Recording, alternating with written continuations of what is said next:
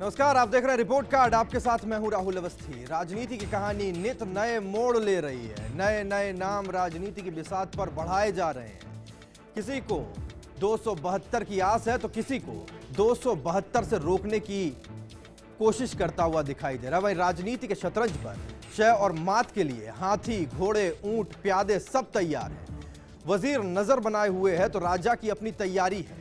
क्या बताएं, एक एक चाल या एक एक कदम फूंक फूंक कर रखा जा रहा है। पर फर्स्ट इंडिया आपको दे रहा है सारी चालों को समझने का मौका।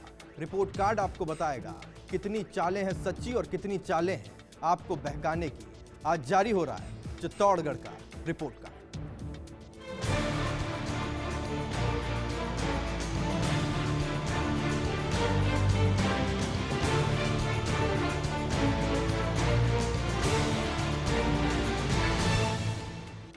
बात आज चित्तौड़ की करेंगे। कभी मेवाड़ की राजधानी रहा यह जिला वर्तमान में सीमेंट हब के रूप में प्रदेश के मानचित्र पर उभरा है। जिला वाकई में काफी खास है। आइए पहले समझते हैं चित्तौड़गढ़ को।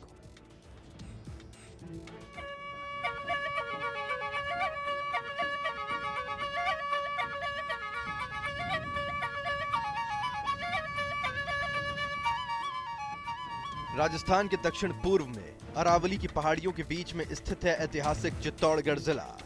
हालांकि इस क्षेत्र के प्राचीन इतिहास के बारे में सही तौर पर बहुत ज्यादा जानकारी नहीं है, लेकिन किंवदंतियों में महाभारत काल से इसका जिक्र मिलता है।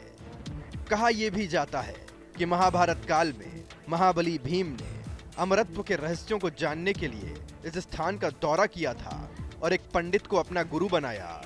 लेकिन पूरी प्रक्रिया पूरी करने से पहले अधीर होकर वो अपना लक्ष्य नहीं पा पाए और गुस्से में आकर उन्होंने अपना पांव जोर से जमीन पर मारा, जिससे वहां पानी का स्रोत फूट पड़ा।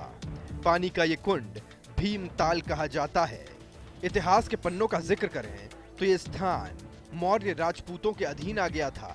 माना यह जाता है कि सिसोदिया वंश के महान संस्थापक बप्पा रावल ने 8वीं शताब्दी के मध्य में अंतिम सोलंकी राजकुमारी से विवाह करने पर चित्तौड़ को दहेज के एक भाग के रूप में प्राप्त किया था।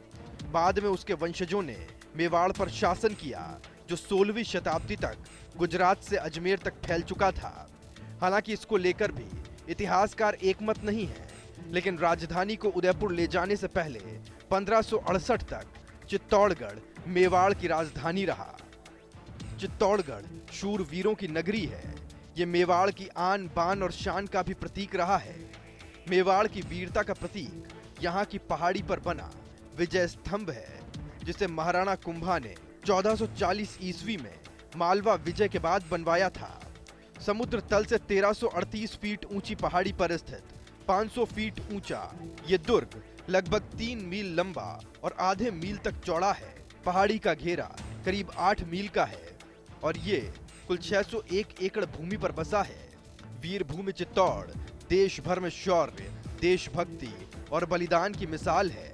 यहाँ की राजपूत वीरांगनाओं ने अपने सतीत्व की रक्षा के लिए अपने बाल बच्चों के साथ जौहर की अग्नि में प्रवेश कर आदर्श उपस्थित किए। शौर्य और वीरता की माटी पर लोकसभा का पहला रण 1952 में लड़ा गया, जिसमें भारतीय जनसंघ के यूएम त्रिवेदी विजय हासिल करने में कामयाब रहे और देश की सबसे बड़ी पंचायत तक पहुंचे। इस सीट पर जनसंघ का भी प्रभाव रहा। त्रिवेदी के साथ ही 1971 में विश्वनाथ झुंझुनूवाला भी भारतीय जनसंघ के टिकट पर संसद पहुंचे। वहीं आपातकाल के समय 1977 में जनता पार्टी के एसएस सोमानी विजयी हुए। अगर आंकड़ों की बात करें तो भाजपा और कांग्रेस दोनों ही इस सीट को 6 बार जीत चुकी हैं। इस लोकसभा सीट पर वोटरों की संख्या करीब 16 लाख से ज्यादा है। चित्तौड़गढ़ लोकसभा क्षेत्र में 8 विधानसभा सीटें हैं। जातिगत समीकरण की बात करें तो इस सीट पर ब्राह्मण और राजपूत वोटर्स हार जीत में अहम भूमिका निभाते हैं। इसका पता इसी बात से चलता है कि यहाँ से 15 चुनावों में अधिकांश विजयी प्रत्याशी राजपूत और ब्राह्मण समाज के ही हैं। वर्तमान सांसद डॉक्टर गिरिजा व्यास ने 2009 में भाजपा के श्री चंद कृपलानी को हराकर संसद का रुख किया। लोकसभा क्षेत्र चित्तौड़गढ़ की बात करें तो यहां से सांसद डॉक्टर गिरिजा व्यास हैं। यहां से कुल मतदाता 16,01,638 हैं। महिला मतदाताओं की बात करें तो 7,84,710 महिला मतदाता है। वहीं पुरुष मतदाताओं की संख्या 8,16,928 है। जीत का मंत्र इस इलाके में ब्राह्मण और राजपूत वोटर्स का ध्रुवीकरण और किसी पार्टी की हवा है। चित्तौड़गढ़ जिले में कुल 8 विधानसभाएं शामिल हैं। इसमें प्रतापगढ़ और उदयपुर जिले की विधानसभाएं भी हैं। चित्तौड़गढ़ और उदयपुर जिले से ही जोड़कर 2008 में प्रतापगढ़ जिले का निर्माण किया गया। चित्तौड़गढ़ संसदीय क्षेत्र में जिले की 5 विधानसभा सीटों के साथ ही प्रतापगढ़ विधानसभा, उदयपुर जिले की मावली और वल्लभनगर सीट भी शामिल है। लेकिन प्रतापगढ़ जिले की रोचक बात यह है कि इसकी एक विधानसभा चित्तौड़गढ़ में जबकि दूसरी धरियावाद उदयपुर संसदीय क्षेत्र में शामिल है। साल 2008 में चित्तौड़गढ़ जिले को तोड़कर प्रतापगढ़ को नया जिला बनाया। एक नजर डालते हैं इस संसदीय क्षेत्र में आने वाली विधानसभा सीटों पर और पिछले विधानसभा के नतीजों पर। चित्तौड़गढ़ संसदीय क्षेत्र में विधानसभा के गणित की बात करें तो कपासन से अर्जुन जिंगर भारतीय जनता पार्टी के टिकट पर जीत कर आए। बेगू से सुरेश धाकड़ बीजेपी के टिकट पर जीत कर आए। वहीं चित्तौड़गढ़ विधानसभा सीट से चंद्रभान सिंह बीजेपी के टिकट पर जीते। वहीं निम्बाहेड़ा से बीजेपी के ही टिकट पर श्री चंद कृपलानी ने जीत हासिल की। बड़ी सादड़ी से भी भाजपा जीत हासिल करने में कामयाब रही और गौतम तक यहां से जीत कर आए। मावली विधानसभा सीट की बात करें तो यहां से दली चंडांगी बीजेपी के टिकट पर जीते। वहीं वल्लभनगर विधानसभा सीट की बात करें तो रणधीर सिंह भिंडर निर्दलीय जीत कर आए। मजेदार बात यह है कि रणधीर सिंह भिंडर पहले बीजेपी की टिकट पर ही जीतते रहे हैं। प्रतापगढ़ विधानसभा सीट की बात करें तो यहां से भारतीय जनता पार्टी के टिकट पर नंदलाल मीणा जीत के आए, जो मंत्री भी हैं। हालांकि ऐसा माना जाता है कि चित्तौड़गढ़ सीट पर कांग्रेस और भाजपा बराबर की स्थिति में होते हैं, लेकिन 2013 के विधानसभा चुनावों में भाजपा को मिले प्रचंड बहुमत से सियासी परिदृश्य काफी हद तक क्लियर हो गया है। वहीं अगर संपूर्ण सीट के इतिहास की बात की जाए तो भारतीय जनसंघ और जनता पार्टी ने भी अपना वर्चस्व इस सीट पर दिखाया है। ऐसे में अगर पिछले 6 चुनावों की बात करें तो यहाँ 4 बार भाजपा के प्रत्याशियों ने जीत हासिल की है, लेकिन कांग्रेस ने एक बार फिर से वर्तमान सांसद पर ही दांव खेला है। हालांकि सांसद की छवि 2009 जैसी अब जनता में स्वीकार्य नहीं दिखाई देती। हालांकि इलाके में कुछ काम जरूर हुए हैं तो कुछ नहीं हो पाए। ऐसे में भाजपा अपने खोए जनाधार को फिर से हासिल करने में जुटी है तो कांग्रेस के लिए अपनी सीट बचाने की चुनौती है।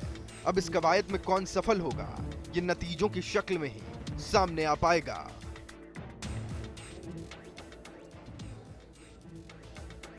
तो चित्तौड़गढ़ संसदीय क्षेत्र उदयपुर और प्रतापगढ़ में फैला हुआ है। ये शहर विकास और विरासत का प्रतिनिधित्व करता है। जहां क्षेत्र में आदिवासी और पिछड़े वोटर्स हैं तो राजपूत और ब्राह्मण वोटर्स भी निर्णायक भूमिका निभाते हैं। चित्तौड़गढ़ वो वीर भूमि है जिसने समूचे भारत में शौर्य, देशभक्ति और बलिदान का अनूठा उदाहरण प्रस्तुत किया। यहाँ के असंख्य राजपूत वीरों ने अपने स्टेट और धर्म की रक्षा के लिए असाधारण त्याग दिया। वहीं राजपूत वीरांगनाओं ने जौहर की अग्नि में प्रवेश कर सतीत्व की रक्षा की तो पन्नाधाय यहाँ की माटी में देश प्रेम की लहर पैदा करती हैं। स्वामी भक्ति और मीराबाई का कृष्ण प्रेम इस माटी के कण-कण में बसा हुआ है। जयमल, बादल, गोरा पत्ता का अपनी माटी की आजादी को लेकर दिया गया बलिदान हो या महाराणा कुंभा और राणा सांगा की वीरता के किस्से, रानी पद्मिनी की सुंदरता हो या किले का इतिहास, चित्तौड़गढ़ इन सब का गवाह रहा है। भामाशाह के दान वीरता को भी इसने देखा है। ये इतिहास की सबसे खूनी लड़ाइयों का गवाह रहा है। भौगोलिक पहलू की बात करें तो ये सीट उदयपुर, बांसवाड़ा, प्रतापगढ़, चित्तौड़गढ़ जिले के भागों से जुड़कर बनी है। आर्थिक दृष्टि से चित्तौड़गढ़ को पर्यटन नगरी और औद्योगिक नगरी की पहचान मिल चुकी है। वर्तमान में ये क्षेत्र सीमेंट हब के रूप में और क्षेत्र के रावतभाटा में देश का सबसे बड़ा न्यूक्लियर पार्क भी है, जहां परमाणु बिजली घर की 8 इकाइयां हैं। चित्तौड़गढ़ में वेदांता ग्रुप का हिंदुस्तान जिंक प्लांट भी है। इस इलाके का महत्व अलग अलग रूप में है। यहाँ दुर्ग होने से पर्यटन का अच्छा व्यवसाय है और औद्योगिक इकाइयां भी यहाँ के लोगों के लिए आय का अच्छा स्रोत है। मौजूदा जातीय समीकरण की बात करें तो चित्तौड़गढ़ संसदीय क्षेत्र में एक सर्वे के अनुसार ये सीट ब्राह्मण और राजपूत बाहुल्य वोटर सीट है। इस सीट पर इस बार दोनों ही पार्टियां ब्राह्मण प्रत्याशियों को मैदान में उतारने का दांव खेल सकती हैं, क्योंकि विधानसभा चुनावों में ब्राह्मणों की अनदेखी से समाज में रोष है। हालांकि यहां पैराशूट उम्मीदवार भी उतारने की संभावना है। रियासतकालीन इस शहर में पर्यटन के लिहाज से देखा जाए तो ऐतिहासिक विजय स्तंभ, बीका खो, पद्मिनी महल, पन्ना महल, मीरा मंदिर, पत्ता जैमल की हवेलियां, जौहर स्थल, गौमुख कुंड, कुंभा महल, फतेह प्रकाश और भामाशाह की हवेलियां जैसी हेरिटेज इमारतें हैं। तो वर्तमान में यहाँ खनन और न्यूक्लियर प्लांट देश भर में अपनी अलग पहचान रखते हैं।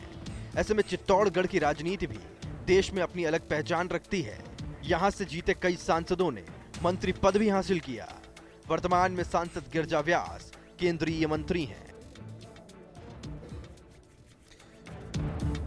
वर्तमान में सांसद गिरजा व्यास केंद्रीय मंत्री हैं। एक बार फिर से उनको टिकट मिला और अब बारी है सांसद को जानने की। आइए जानते हैं गिरजा व्यास को।